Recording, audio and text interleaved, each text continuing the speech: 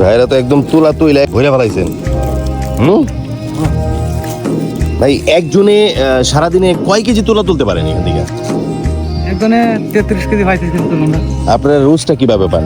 রোজটা 33 KG তোলা 500 টাকা।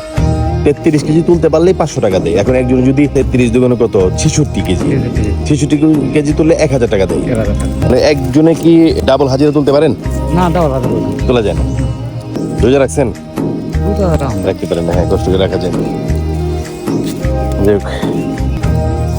দর্শক, আমি আছি এখন আমাদের গাজীপুরের শ্রীপুরে সেই তুলা গবেষণা ইনস্টিটিউটে। এখন এই তুলা পরিপক্ক হয়ে গেছে, গাছ থেকে তুলা তোলা হচ্ছে, একেবারে ন্যাচারালি তুলা তোলা হচ্ছে। এই তুলাগুলো দিয়ে মূলত সুতা, যেমন গার্মেন্টসের যে সুতাগুলো আছে ওই সুতাগুলো তুলা দিয়ে তৈরি করা হয়। একদম লাইভ তুলা তোলা হচ্ছে গাছ থেকে। সো এই দৃশ্যটা আমার কাছে অনেক ভালো লাগলো, ভাবলাম যে আপনাদের সাথে শেয়ার করি।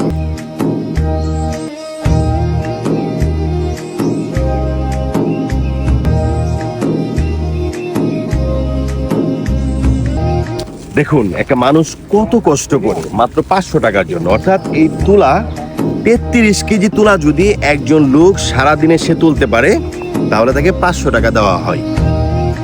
আর এই 500 টাকা আমরা হর হামেশাই কেউ জোয়া খেলে, কেউ বন্ধু বান্ধবের সাথে বাজেভাবে আড্ডা দিয়ে বিভিন্নভাবে নষ্ট করতেছে, অথচ এই খাড়া রৌদ্রের মধ্যে এই যে লোকগুলো তুলা তুলতেছে। তো এটাই জীবন।